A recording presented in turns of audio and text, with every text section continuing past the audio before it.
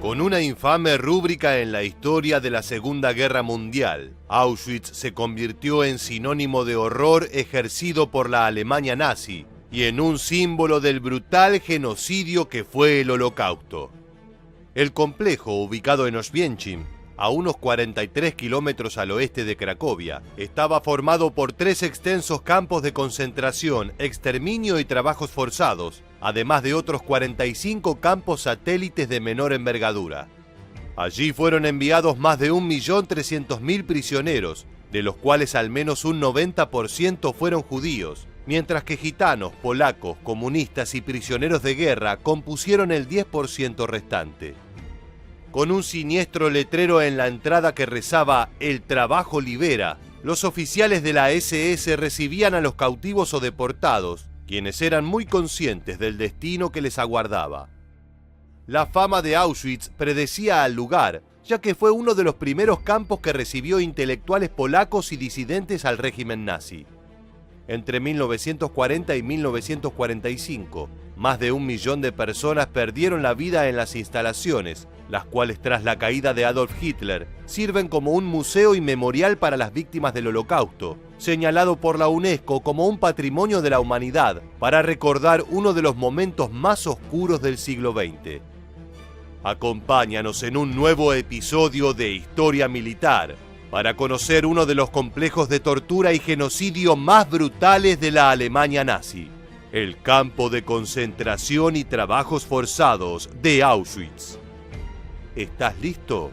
Entonces, prepárate para viajar en el tiempo. Tras la invasión de Alemania a Polonia en 1939, Adolf Hitler ordenó que todo el sector intelectual y de liderazgo político polaco fuera eliminado o encerrado. Al mismo tiempo, el Führer comenzaba a bocetar sus planes para invadir la Unión Soviética. Esto llevó al líder del Partido Nacional Socialista a considerar la necesidad de un centro de detención para grandes contingentes de personas. El encargado de llevar este proyecto adelante fue el Reichsführer de la SS, Heinrich Himmler, quien escogió un complejo de barracones polaco remanente de la Primera Guerra Mundial, donde se instaló el campo principal o Stammlager. Allí se ubicó el centro de comando de la SS y se acondicionaron los edificios para contener a cientos de miles de posibles prisioneros políticos y deportados. Una vez aprobado por Himmler, el campo pasó a estar bajo la dirección de Rudolf Höss, quien había supervisado la construcción y el desarrollo del complejo. El 20 de mayo de 1940 llegaron los primeros 30 prisioneros de Auschwitz. Se trataba de criminales alemanes, de una personalidad muy dura, los cuales debían volverse los capos de los otros reos, es decir, algo así como los guardias dentro de los propios barracones.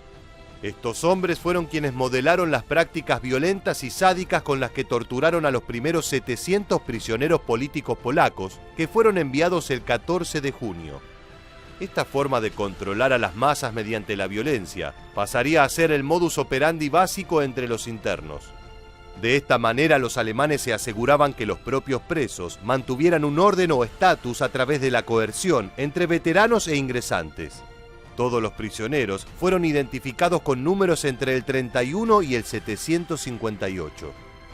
Para julio de 1940 comenzaron las construcciones del crematorio y la cámara de gas, la cual supuestamente no estaba pensada para asesinatos masivos, sino que buscaba ser un método de ejecución para reos que recibieran la pena de muerte. Durante su primer año, Auschwitz recibió unos 70.000 prisioneros políticos, principalmente intelectuales, artistas y revolucionarios polacos. Sin embargo, no pasó mucho tiempo para que esta cárcel se convirtiera en un campo de exterminio. Aunque los historiadores no han logrado ponerse de acuerdo con el comienzo efectivo del genocidio de judíos europeos, la ejecución de lo que Hitler llamó la solución final al problema judío puede rastrearse hasta 1941 con la invasión a la Unión Soviética, momento en que el Führer profundizó en sus intenciones de aniquilar a las etnias semitas, además de asegurar que el bolchevismo es la representación más reciente de la amenaza judía. Según documentos y declaraciones extraídas de los juicios de Nuremberg, los primeros transportes masivos de judíos hacia el campo con intenciones de exterminio sucedieron en enero de 1942, al mismo tiempo que el complejo Auschwitz se amplió con un campo para mujeres conocido como Birkenau. A partir de este punto, los transportes cargados de judíos llegaron a Auschwitz sin cesar. Los prisioneros varones comenzaban su día a las 4:30 de la mañana, mientras que las mujeres incluso más temprano. Por supuesto, esto no sucedía por voluntad propia, sino que los supervisores del campo hacían sonar un gran gong y luego golpeaban con palos a quienes no se levantaban inmediatamente. En ese primer horario, los prisioneros podían utilizar las letrinas, las cuales se encontraban en condiciones deplorables debido a la falta de aseo, agua limpia, y a que cada cuarto con lavadero debía servir para 1000 personas diariamente. El desayuno constaba de medio litro de un sustituto de café o té, pero nada de comida. Tras el sonido del segundo gong, las personas debían pararse en filas de 10 a la intemperie, independientemente del clima, ataviados tan solo con sus ligeras ropas, conocidas como el pijama a rayas. Incluso en el peor de los inviernos, debían esperar a que llegaran los oficiales de la SS para tomar lista. Los alemanes repasaban rigurosamente el estado de los judíos, quienes debían resistir estoicamente de pie y recibían duros castigos por distintos motivos, ya fuera por haber perdido un botón de la camisa, verse desaliñado o caer al suelo antes de la llegada de los nazis. Luego de esto, los prisioneros marchaban de 5 en 5 hacia el trabajo, mientras una orquesta de mujeres era obligada a tocar música alegre. Las jornadas de trabajo forzado duraban unas 11 horas en verano y un poco menos en invierno. Los responsables del comportamiento de los cautivos durante su trabajo eran los capos, los reos más veteranos, quienes podían aplicar castigos si les parecía conveniente. No se permitían momentos de descanso y el almuerzo consistía en un somero plato de sopa de cáscara de papa. La cena consistía en un pedazo de pan, generalmente mohoso y viejo, que los presos solían guardar para desayunar al día siguiente. A las 7 de la tarde tenía lugar un segundo pase de lista, durante el cual los presos podían ser ahorcados o azotados, según se hubieran comportado en el trabajo. Si faltaba un preso, los demás debían permanecer de pie hasta que se encontrara al ausente o se descubriera el motivo de la ausencia, aunque tardara horas. A las 9 de la noche sonaba el gong de toque de queda, también conocido como el silencio nocturno, momento en que los prisioneros eran enviados a los barracones, donde vivían en condiciones de hacinamiento. Los reclusos dormían en largas filas de literas de ladrillo o madera, o en el suelo, acostados sobre su ropa y zapatos para evitar que se los robaran. También existieron claustros de experimentación médica, donde los científicos nazis probaron métodos de esterilización con rayos X, además de exponer a los prisioneros a distintas enfermedades para buscar sus respectivas vacunas. Horribles torturas tuvieron lugar en las instalaciones médicas, en su mayoría relacionadas con la capacidad de reproducción de las mujeres. Otros siniestros edificios, como las cámaras de gas y el crematorio, vieron pasar 1 millón de almas que perdieron la vida entre 1942 y 1945.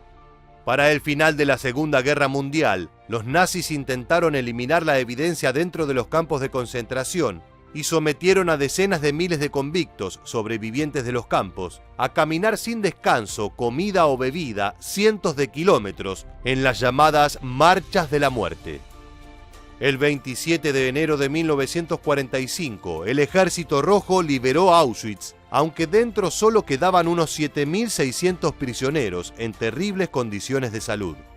Años más tarde, el campo de concentración fue convertido en un museo que recuerda las atrocidades cometidas por la Alemania nazi y un memorial para las víctimas del Holocausto. Luego de conocer todos los detalles sobre el terrible campo de concentración de Auschwitz, queremos conocer tu opinión. ¿Cuál crees que fue la práctica más siniestra perpetrada en estas instalaciones? Déjanos tu respuesta en la bandeja de comentarios aquí debajo y no olvides suscribirte a nuestro canal. También recuerda seguirnos en Facebook e Instagram para conocer muchos más sucesos militares que dejaron su huella en la historia. Esto fue todo en un nuevo episodio de Historia Militar. Muchas gracias por acompañarnos hasta el final y permanece atento a nuestro próximo video.